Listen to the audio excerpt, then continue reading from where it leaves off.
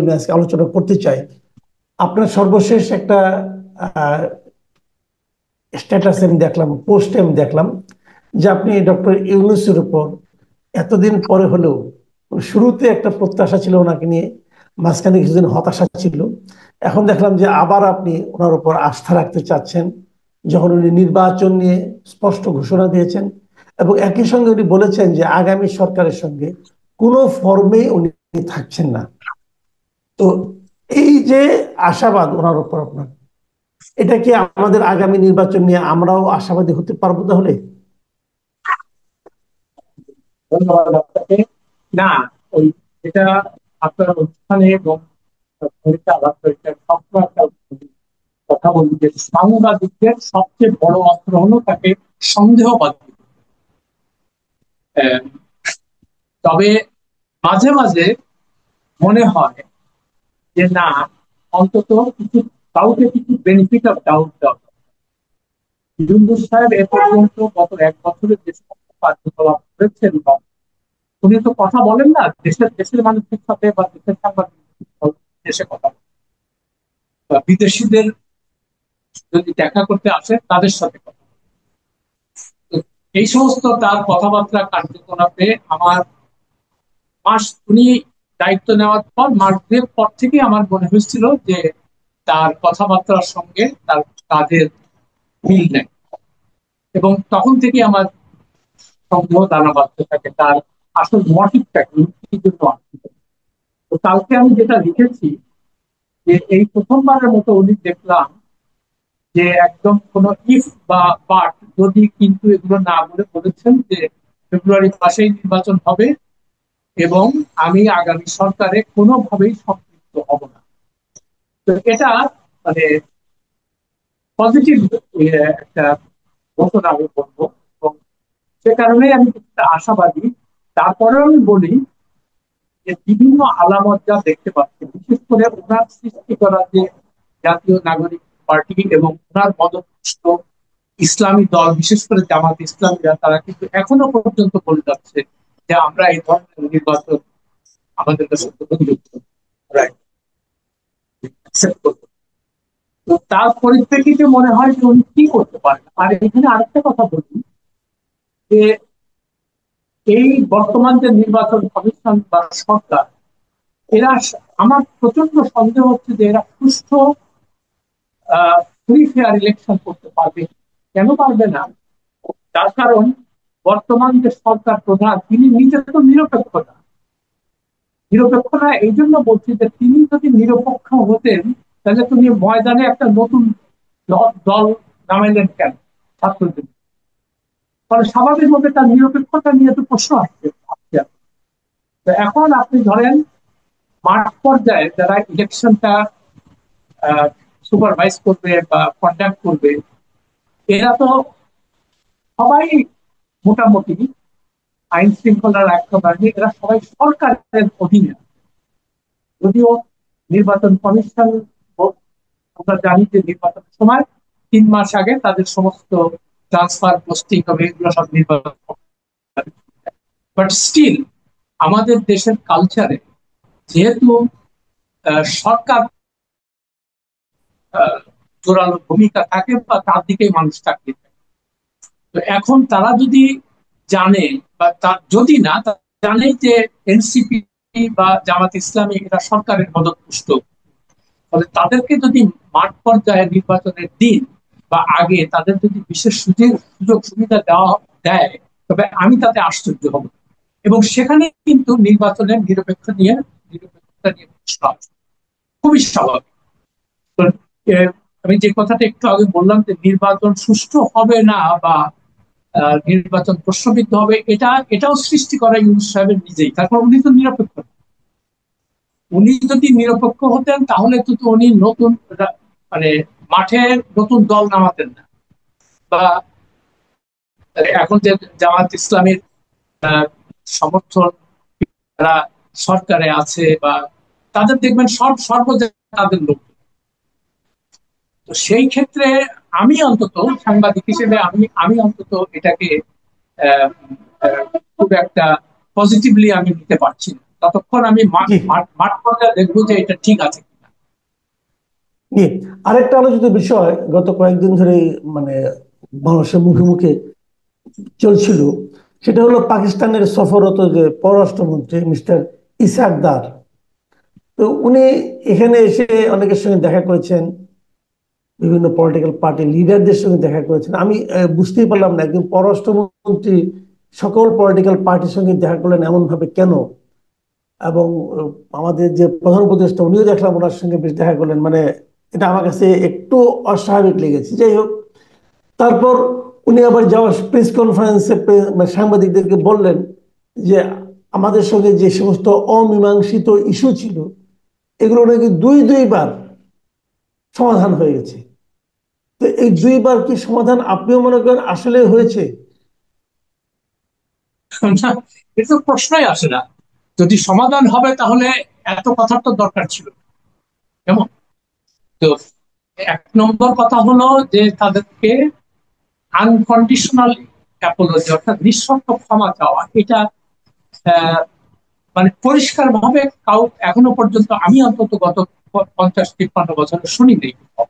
এখন উনি যে রেফারেন্সটা দিচ্ছেন যে এটা তো 74 সিমলা চুক্তি, মানে ভুট্টো সাহেব বলেছেন একবার যে তারপরে পারভেজ মোশাররফ বলেছেন যে আমরা যদি যদি যদি কথাটা আমরা যদি এরকম মানে কিছু করে থাকি তার জন্য। তো যদি তো এখানে কোনো প্রশ্ন নাই। এখানে অসংখ্য মানুষ নিহত হয়েছে পাকিস্তানি আর্মির দ্বারা বা পাকিস্তানি যারা পুলিশ পুলিশে যারা ছিল তারা। এগুলো তো আমাদের চোখের সামনে দেখা। আমরা তো বাচ্চাদের, আমরা তো তখন কলেজে সব আমরা নিজেই দেখেছি।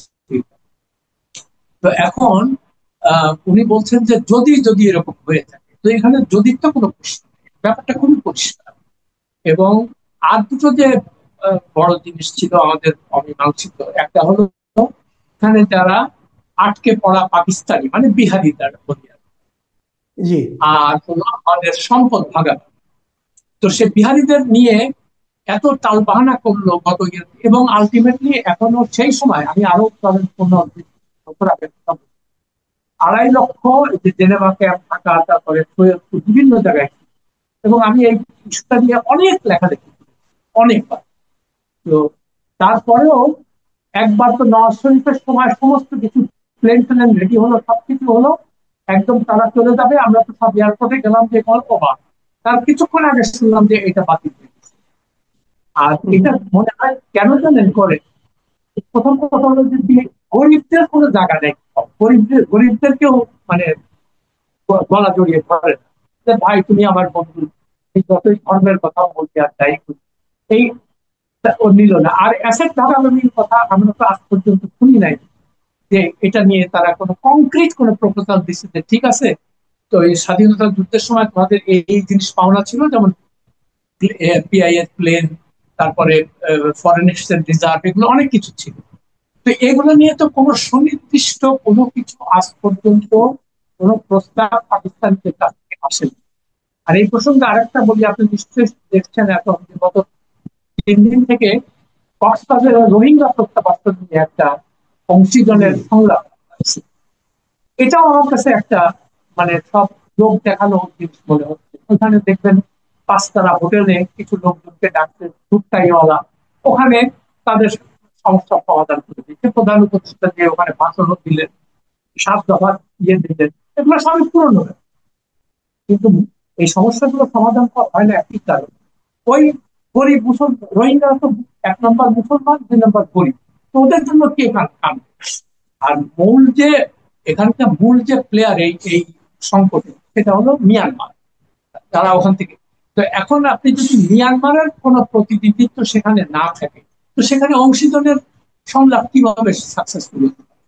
এই এগেন এই সমস্ত মানে মূল সমস্যাগুলোর থেকে মানুষের দৃষ্টি দূরে সরিয়ে দেওয়ার জন্য মাঝে মাঝে আর দেখেন কোটি কোটি টাকা খরচা করে, এবং এটার কোন রকম কোনো জবাবদিহিতা নাই। আর একজন সাংবাদিকও এগুলো নিয়ে লেখে না যে আচ্ছা আমরা যে কনফারেন্স গুলো করতেছি টাকা আসছে, কে টাকা? আর একটা জিনিস মনে রাখবেন, এই ধরনের মানে কি বলে সমস্যা যতদিন জিয়ে রাখা যায় ততদিন কিছু কিছু লোকের ভাগ্য খুব খুলে যায়। যেমন এর মধ্যে জাতিসংঘ আছে, এনজিওরা আছে, হ্যাঁ। তারপরে এরা করে কি, ওই এদেরকে খাওয়ানো করানোর কথা বলে 6-7 হাজার ডলার করে বেতন নেয় মাসে মাসে।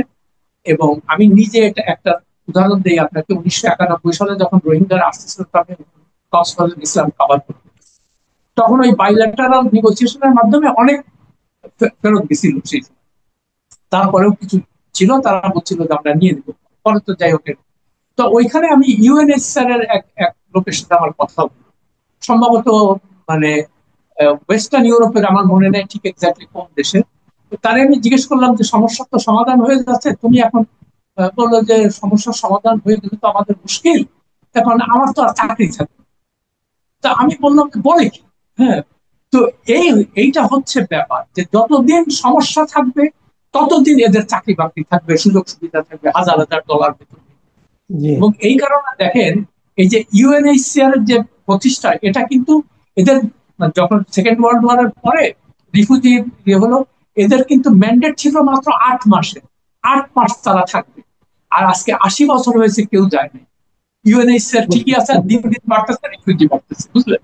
তো এইগুলো আপনাদেরকে মনে রাখতে হবে, মাথায় রাখতে হবে যে এখানে একটা মানে বেনিফিশিয়ারির সংখ্যা অনেক। এই জন্য এরা কি করে, আবার লোকাল এনজিও আছে, ব্র্যাক আছে, এরাও চায় যে এই সমস্ত সমস্যা থাকুক আর কি, তাইলে আমরা কিছু করে খাইতে পারি। তাই হচ্ছে। আচ্ছা, আমি এই সর্বশেষ যে প্রসঙ্গটা আনছি সেটা হলো এক কথায় মব কালচার, মব ভায়োলেন্স।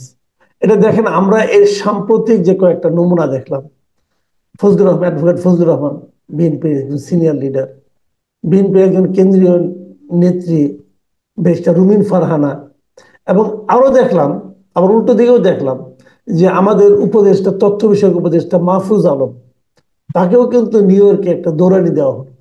তো এই যে বিষয়গুলো, এই এই যে দৌড়ানি, বিদেশের মাটিতে দৌড়ানি এবং দেশের মধ্যে এগুলো ঘটা, এগুলো তো বিভিন্ন মিডিয়াতে আসে। তো এই যে মানে আইনের বাইরে, সবই তো আইনের বাইরে হচ্ছে। তো এই ঘটনাগুলো কি আমাদের দেশের মানুষের মানে আচরণ নিয়ে, মানে মানে সুস্থ লোকজন যারা আছে তারা কি একটু অন্যভাবে তাকায় না আমাদের দিকে, যে আমরা এমন কেন? এগুলো কি কোনো সভ্যতার মধ্যে পড়ে? এটা তো মূল কারণ হলো সরকার। সরকার যদি নিরপেক্ষ না হয়, সরকার যদি এগুলোকে প্রশ্রয় দেয়, তাহলে এই জিনিস আপনি থামাবেন কিভাবে? সরকার যখন এই মব কালচার শুরু হলো, এখানে বিভিন্ন লোকজনকে ধরে নিয়ে আসে, পিটায় মেরে ফেলে, তারপরে তখন সরকারের মুখপাত্র বলছে যে এরা তো প্রেশার গ্রুপ। আপনি চিন্তা করেন তাদেরকে কিভাবে লেজিটিমাইজ করতেছে জিনিসটা। তো এটা তো একটা অবিশ্বাস্য ব্যাপার। মানে যদি সত্যিকার অর্থে সরকার আহ, মানে মানুষের সেফটি বা সিকিউরিটির কথা চিন্তা করে, তাহলে তো প্রথম থেকেই এগুলোকে খুব শক্ত হাতে দমন করা উচিত ছিল।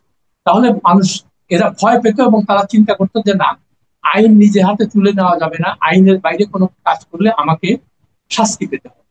তো যেহেতু আইনের শাসন নাই, কেমন আইনের শাসন নাই কেন, মানে ইউনূস সাহেব নিজেই তো আইনের শাসনে বিশ্বাস করে না। তার যে কার্যকলাপ গুলো দেখে, উনি এক্সিকিউটিভ অর্ডারের সমস্ত আহ, ওনার মামলা প্রত্যাহার করে নিচ্ছেন, সুযোগ সুবিধা নিচ্ছেন গ্রামীণ ব্যাংকের, আহ, কোনো জবাবদিহিতা নেই তার কাছে। তো মানুষ যখন এইগুলো দেখে, তখন চিন্তা করে যে সঙ্গত আমি আইন মানবো কেন।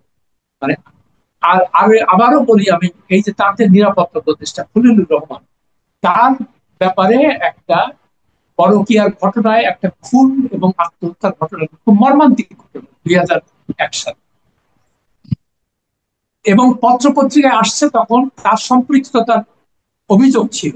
সত্য মিথ্যা জানি না, কিন্তু প্রথম কথা হলো এই জিনিসটা যখন আপনি জানতে পারলেন, প্রধান উপদেষ্টা, তখন তো আপনার উচিত, ইমিডিয়েটলি উচিত ছিল তাকে সরিয়ে দেওয়া। যে ঠিক আছে, আগে এই জিনিসটা ইনভেস্টিগেশন হবে, ইনভেস্টিগেশনে যদি তোমার কোনো সম্পৃক্ততা না থাকে, তোমাকে আমরা আবার ফেরত দেব। কিন্তু আপনি আইনের শাসনের তোয়াক্কা না করে, আইনকে বৃদ্ধাঙ্গুলি দেখে আপনি এই ধরনের অ্যাপয়েন্টমেন্ট গুলো দিচ্ছেন। তাতে মানুষের মনে কি এই মানে প্রশ্ন জায়গা আছে যে আপনি যদি ক্ষমতাবান হন বা ক্ষমতার হন, আপনার জন্য কোনো আইন নেই। আইন সব এই গরিব মানুষের জন্য, যাদের কোনো ক্ষমতা নেই তাদের আইন। তো আপনি যদি নিজের কার্যকলাপে এটা প্রমাণ করেন যে আইন আমরা মানি না, যেহেতু আমাদের ক্ষমতা আছে, তো অন্যান্য মানুষ আইন মানবে কেন? তো মব কালচার তো সেখান থেকেই শুরু হবে। তো মব কালচারে যারা, সবচেয়ে বড় কথা, আপনি যদি এটাকে লেজিটিমাইজ করেন, এটাকে যদি বৈধতা দেন যে না এগুলো তো প্রেশার, তো সরকার থেকে যখন এই কথা বলা হয়, তো তার পরিণতি কি হবে সেটা তো আমরা দেখতে পাচ্ছি।